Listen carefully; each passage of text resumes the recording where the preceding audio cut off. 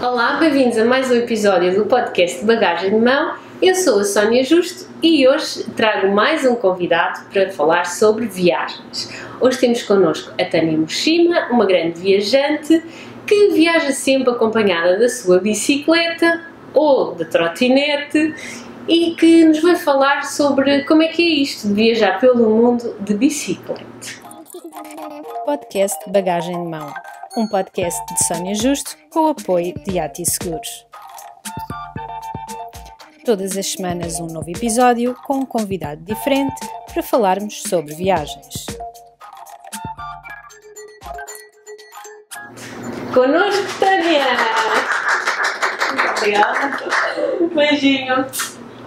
Obrigada. Obrigada eu pelo convite. Também vieste há pouco tempo de viagem. Vim Da Islândia. da Islândia, sim senhor. Então, Tânia. Quem é a Tânia?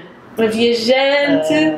A Tânia, quem é a Tânia? Uma viajante que no início viajava para surfar e que depois comecei a arranjar.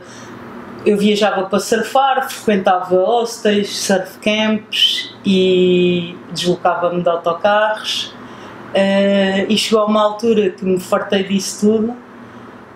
Fartei-me daquelas discussões que tinhas de ter às vezes com o senhor do autocarro, porque ele só te dava a prancha se tu lhe pagasses o extra da prancha, ou que era injusto, já tinhas pago a prancha. E então eu comecei a arranjar uma alternativa para viajar de uma forma mais autónoma. E tinha visto 2 ou 3 revistas onde via gajos de bicicleta. Eu lembro de ter visto uns a atravessarem a Austrália de bicicleta com os sacos e pensei, se calhar posso ser assim, meto a prancha na bicicleta e vou. Pronto, e foi assim que eu comecei a viajar de bicicleta, não tão intensamente, porque eu já viajava com alguma intensidade, mas como era mais nova, tinha menos dinheiro, também viajava um bocado menos. E pronto, dei continuidade às minhas viagens, mas viajar de bicicleta é outro ritmo, é outra coisa, é outro sentimento, e então comecei a fazer viagens muito mais longas.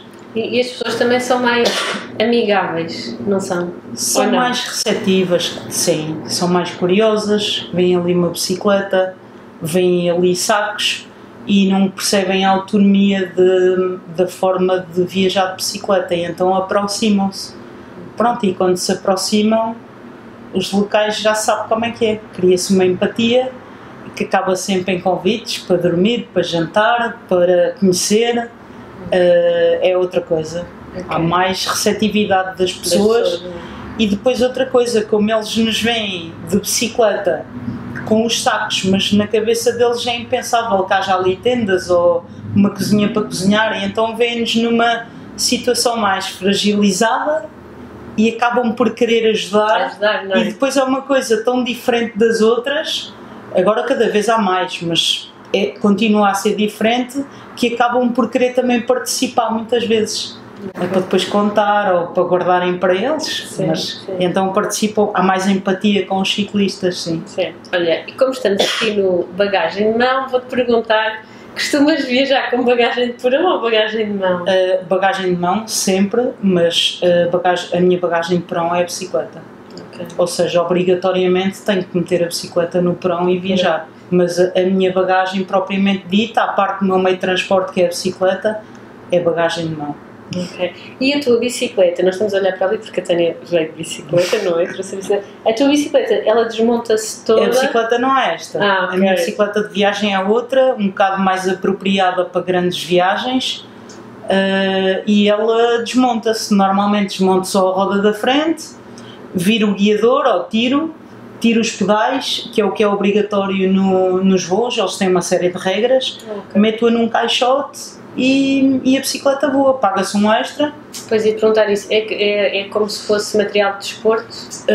Sim, depende das companhias. Há companhias que é material desportivo e depois dentro do material desportivo há vários, um deles a bicicleta, skis, golfe, e tem um preço estipulado. Há companhias que o que fazem é, permitem que a bicicleta vá na bagagem de porão, desde que não pese mais do que os 23 kg, e que não cede às medidas e depois aí não cede, e os 23 kg depois é uma questão de jogar e fazer às vezes um bocado de batota. Quando se vai ao check-in leva-se um peso e depois quando se vai à bagagem fora do formato mete-se o resto lá para dentro, fecha-se o caixote e vai.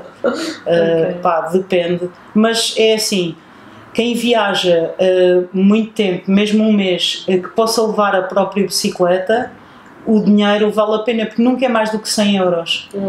E vale a pena. Por exemplo, eu agora fui para a Islândia, paguei 110 euros pelo meu voo e depois paguei 140 pela bicicleta, e no total o voo ficou barato. Por isso compensa sempre. Olha, e o que é que nunca pode faltar na tua bagagem de mão? Música. É? Okay. Música sempre. Ok. Olha, e agora aqui em relação às viagens de bicicleta, eu disse viagens de bicicleta, mas já fizeste a Islândia de trotinete. Já fiz a Islândia de trotinete, sim, mas não foi nada pensado. No fundo eu cheguei à trotinete por explosão de possibilidades. Portanto, eu queria ir à Islândia de bicicleta e disseram-me, pá, não vás porque aquilo tem ventanias ciclónicas, é inverno, tem gelo, tem neve e tu não consegues ir e não dá para andar. E eu disse, bem, se calhar vou-me matar com a bicicleta. Então pensei em ir a pé. Vou-me matar de trotinete. Não, pensei em ir a pé. A pé era muito longe, a volta, e então ia muito devagar, também não dava. E então pensei, uma trotinete é mais fácil de amarrar aquilo à mochila e quando não é possível continuar a andar. Pronto, e fui de trotinete. E nessa viagem não encontrei dificuldades, estava frio e isso tudo, mas as dificuldades verdadeiras do inverno, o gelo, a neve, as ventanias ciclónicas, como não encontrei, pensei, afinal isto é possível de bicicleta. E como o meu objetivo é ir aos lugares de bicicleta, este ano acabei por voltar. Foi a viagem que tu acabaste agora de fazer. Sim, e aí sim vivi todas as condições. Bicicleta. Sim. E como é que correu? Como é que foi?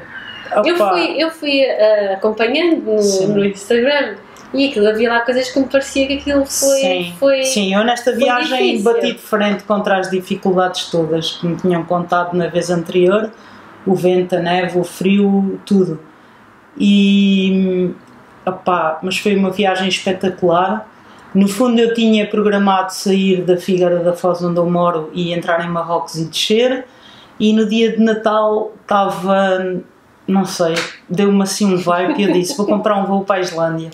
E comprei um voo para a Islândia e pá, não me arrependo de nada, porque esta viagem foi uma viagem, mas também não foi uma aprendizagem, né? Porque uma pessoa já sabe um bocadinho quem é e o que é que faz.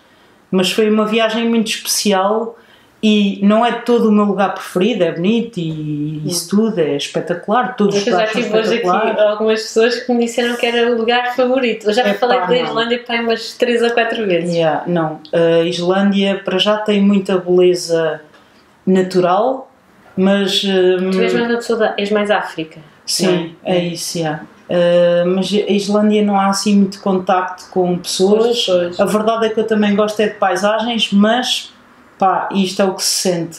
E claro. O que eu sinto é que a Islândia não é todo o meu país preferido, mas esta viagem está de certeza absoluta no top 3 das viagens que eu fiz. Pá, eu acho que não mais difícil, mas com tanto significado para mim como esta viagem foi quando eu atravessei a Namíbia de bicicleta, que eu atravessei ali uma parte do oeste da África e do oeste também. E esta viagem teve muito significado para mim, porque eu encontrei muito mais dificuldades do que estavas à espera. Do que estava à espera. Consegui ultrapassá-las, mas não as consegui ultrapassar porque sou o melhor do mundo, nem porque fiz um grande esforço. Consegui ultrapassá-la porque consegui ter uma capacidade e pronto, não me estou a armar, mas consegui encontrar a capacidade de superar aquilo. Da resiliência, mas não é? Sim, pouco a pouco, porque superar um dia inteiro, pá, eu não ia ser capaz nunca, e eu fui superando cada bocadinho, pá, e sempre que superava um bocadinho, no metro a seguir e agora isto está assim, isto é impossível. Bem, mas e eu só podia contar comigo porque eu estava ali sozinha. Muitas vezes na parte norte não havia ninguém. Não vejo ninguém, não é? Durante muito tempo. E pá, por isso, para mim esta viagem teve um significado muito, muito, muito grande. Pá, cheguei há uma semana e ainda não pensei naquilo que fiz, mas estou feliz por aquilo que fiz. Foi uma das viagens, para mim, tinha tido este sentimento só na Namíbia, porque a Namíbia é outro país que é super difícil para mim, foi de atravessar, porque eu escolhi o deserto. Pá, e o deserto para mim de bicicleta foi super difícil de atravessar, e cada dia que eu passava era tipo, olha, este consegui, aí este foi altamente consegui, e era dia a dia e momento a momento. Isso em termos de superação sim, não é? Dá-te ali um boost de confiança. Sim, até porque tu nem sabes que és capaz daquilo, mas só o facto de chegares ao fim do dia e dizeres, pá, durante aquelas 2 horas eu fui sempre olhar para as minhas botas, e depois vês tipo, sei lá, estás a ver aqueles que olham assim para um pêndulo e tu vais sempre ali olhar para aquilo porque é a tua concentração para ultrapassares aquela dificuldade, mas meia hora a seguir tens outra dificuldade e tens de te concentrar noutra coisita. Então é a linhazita dos pneus que passaram na estrada e não posso sair dali. Então tu vais a contar, tipo, sei lá, as pedras ou os tracinhos não, que não se viam, mas pá, concentras-te em coisas completamente estúpidas e diferentes para ultrapassar aquilo que é uma dificuldade gigante, que é ou a neve, ou o vento, ou qualquer coisa, pá, e quando tu chegas ao fim e dizes, já viste que para ultrapassar uma dificuldade gigantesca, que é um dia inteiro a nevar, tu tens de te concentrar na ponta de uma bota que vai assim, e tu vais sempre olhar para aquilo, ou para a cor do sacoche, que é azul, e cada vez que passa assim o pedal, aquilo, pá, tu dizes, pronto, não sei, olha, não sei explicar, mas pá, foi uma viagem muito especial para mim. Sim. E em termos de alojamento? Eu saí para acampar, tanto que eu cheguei ao aeroporto, montei a bicicleta e fui acampar. Okay. Andei 20 km. Mas o gelo, a neve? Sim, eu tenho uma tenda eu tenho material que suporta o frio e que suporta o vento, desde que não seja ciclónico. Eu tenho material que é adequado àquilo, pá, mas o frio realmente é um impeditivo, porque o frio, tu com o frio não consegues fazer quase nada. Pá, depois havia dias que eu acampava. Depois, pá, eu não tenho muito dinheiro para viajar, porque eu faço isto tudo com o meu dinheiro, e então tenho que estipular por vezes orçamentos que não posso mesmo ultrapassar. E o meu orçamento na Islândia era 40, máximo 50 euros. Portanto, tudo o que depassasse os 50 euros eu já não dormia. Pá, e na Islândia isso é raro. Então eu tinha que dormir na tenda sempre que não encontrava um alojamento barato. Agora, o que eu encontrei também, a solução que eu encontrei por vezes para não dormir ao frio, porque realmente faz toda a diferença. Porque o problema não é tu dormires ao frio, é tu aqueceres-te e comeres no quente e não viveres 24 horas por dia a menos 10 graus. E então o que arranjei é que, pá, programava, cada vez que lá chegava via as condições daquilo que me apresentavam e decidia. Portanto, já dormia em recadações de campismos, porque no inverno o campismo não tem uma recepcionista, tem uma pessoa que passa lá às 7 da noite para receber o dinheiro e vai-se embora. E quando eles iam embora eu encontrava assim um cantito que tivesse aberto, ou onde eles guardam a máquina de lavar roupa, que o pessoal mete moedas e pode. E como os campismos estavam todos vazios, eu refugiava-me nesses lugares, ou nas cozinhas dos campismos, que eles têm todos um abrigo. Pá, chuveiros também, porque o chuveiro, como não está lá ninguém, normalmente foi limpo, está tudo limpo, e tu metes o colchão e dormes ali, pá, e dormes no cantinho. E fui fazendo assim, mas algumas noites tive que dormir fora, opá, e depois, lá está, uma vez encontrei uma igreja, dormi lá dentro, outra vez encontrei umas casas, uns lugares turísticos que são as turf houses, que é aquelas casinhas com relva no telhado, que antigamente eram utilizadas para guardar o gado quando estavam tempestades, e neste momento são pontos turísticos, as pessoas vão lá visitar. e aquilo, embora não seja quente, pelo menos é abrigado do vento, e eu também dormi lá dentro. Pá, e nesta altura é inverno na Islândia. Sim, sim, nesta altura é inverno. Pá, e era o que eu queria fazer, era o inverno, porque eu queria lá estar sem pessoas, e as pessoas que eu encontrasse locais, gostava de ter a atenção delas. E ter a atenção das pessoas quando tu passas de bicicleta e existem mais 50 ciclistas, não é a opção.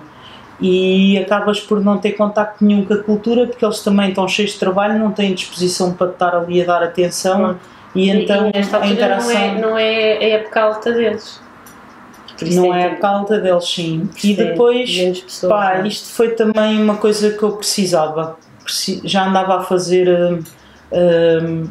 liderei 2 viagens no final do ano. Depois, porque eu não disse, mas tu também és tour leader. Sim, liderei 2 viagens no final do ano, pá, e tive em 1 ou 2 eventos que tinha bastante gente, e eu precisava de fazer qualquer coisa que me fizesse, sei lá, que me fizesse, não era sentir viva, porque eu já me sentia, né? Sim. Mas precisava de qualquer coisa que me abanasse ali um bocado o esqueleto, e olha, foi a ideia que eu tive, foi, vou voltar à Islândia com as condições do inverno, e o que eu procurava foi aquilo que eu encontrei. Encontrei muito mais dificuldades do que procurava, mas eu procurava aquilo. Mas essa tua vontade é por uma questão de superação, de querer sempre superar e ver até onde é que consegues ir e testar os teus limites?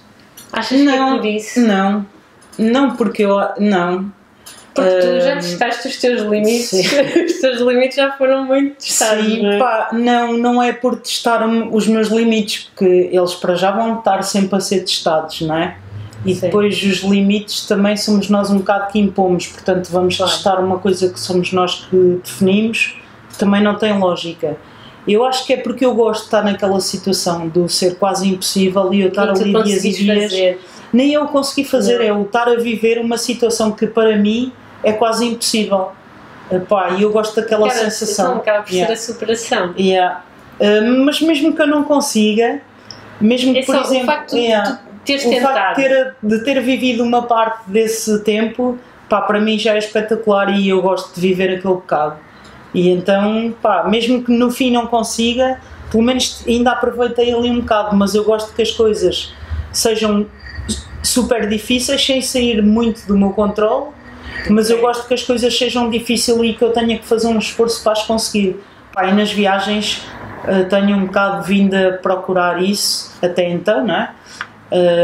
E tenho procurado sempre países, e quando vou assim a países que exigem um bocadinho menos de mim, às vezes volto, foi giro, foi fixe, falta ali qualquer coisa. Foi espetacular, mas falta-me aquela não é adrenalina, se calhar, sim, do estar ali quase. Estás um bocadinho viciada na adrenalina?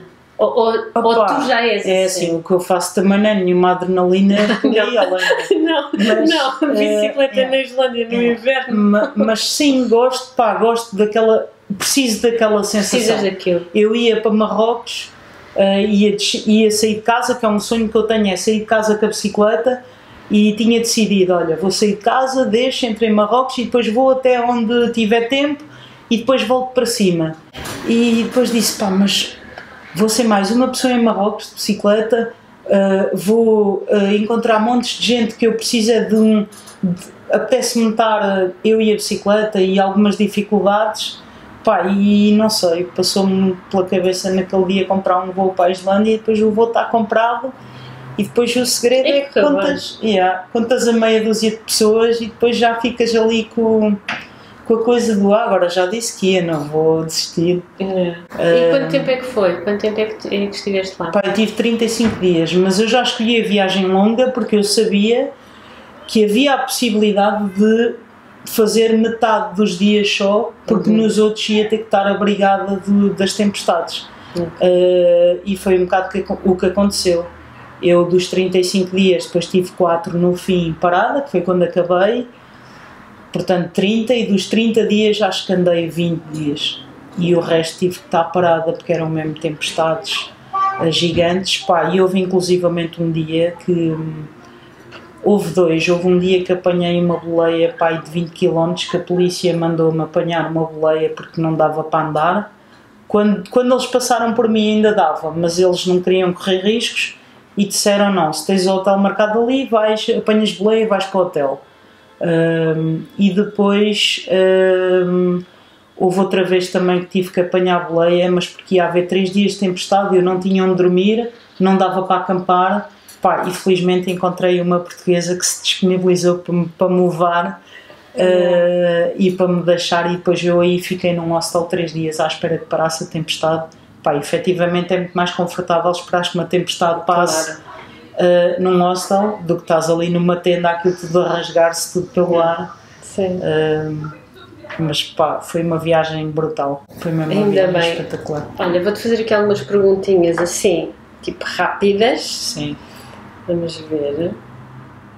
E tu, pronto, fazes assim estas viagens, por ti, apetece-te fazer, vou viajar e tal, também és líder de viagens, mas depois tu também trabalhas naqueles refúgios de montanha. Sim, é assim, sim, líder de viagem é tipo um bocado mais uma segunda opção, e neste momento, e o meu rendimento principal vem de uns refúgios de montanha na Suíça, onde eu trabalho já há muitos anos, e no fundo aquele trabalho é como se estivesses também a viajar num lugar remoto. Estás isolada na montanha, tens de ter super cuidado porque na montanha a 3.000 metros de altitude tu não tens água nem eletricidade, portanto tu tens que fazer tudo isso acontecer. E lá está, é um estilo de trabalho que eu adoro, é um contacto com a natureza, e é um desafio também porque muitas vezes não tens água ou não tens luz e tens que arranjar, tens que fazer as coisas, porque estás lá para dar apoio às pessoas que vão, não é? Sim, fazer algumas alpinismo, outras vão só fazer uma volta na montanha, outros vão atravessar uma zona, outros andam a fazer uma travessia nos Alpes e passam ali. Nós temos outro episódio, neste caso é no outro podcast que eu tenho também, que é o Atona, que é sobre mudanças de vida, e que tu contas lá toda essa experiência de trabalhar é espetacular. Não é? Sim. Metade são 4 meses, 3 meses e meio. Sim. Olha, se tivesse a oportunidade de viajar com qualquer pessoa do mundo, uma celebridade, uma pessoa que ninguém conheça, viva ou que já tenha falecido. Mas que ninguém conheça? Não, imagina, alguém da tua família, não sei. Viajava com o meu sobrinho, que já viajei e gostava de continuar a viajar com ele. Aliás, está prometido, já está prometido.